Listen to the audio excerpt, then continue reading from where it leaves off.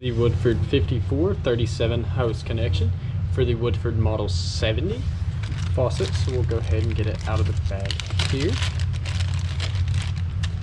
On the assembly, it should come with this rubber O-ring here at the bottom of the threads.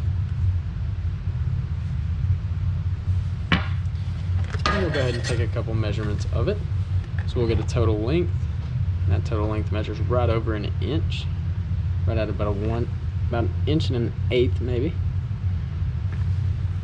And then we'll measure this wider section from the threads to the tip here. And from the bottom of the threads to the top, it measures right at ½ inch.